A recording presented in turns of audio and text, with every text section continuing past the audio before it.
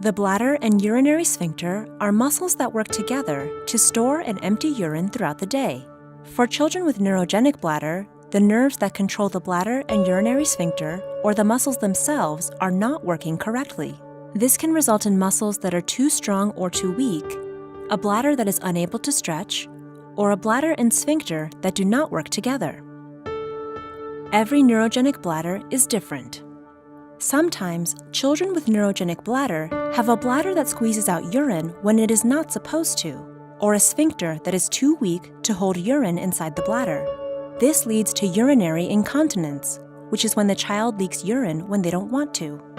Sometimes, children with neurogenic bladder have a bladder that does not squeeze urine out completely, or a sphincter that is too strong and holds urine in. This leads to leftover urine in the bladder that can collect bacteria and cause urinary tract infections, or crystal formations in the urine that grow into bladder stones.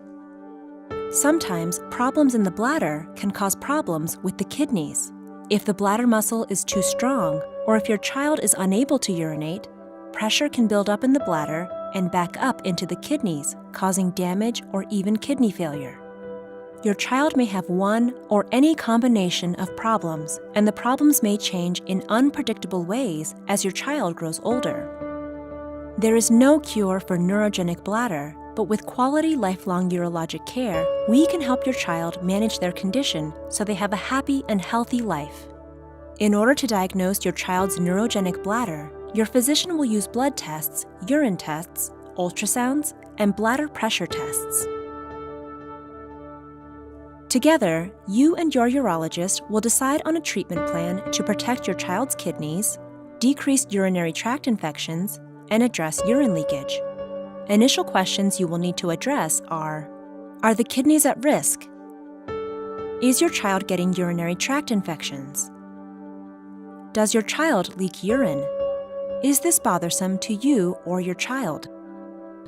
As your child grows older, you will need to address other questions including your child's independence, privacy concerns, social concerns, fertility, and sexual concerns. There are many treatment options for neurogenic bladder. Most children with a neurogenic bladder need to use a catheter to empty urine from the bladder.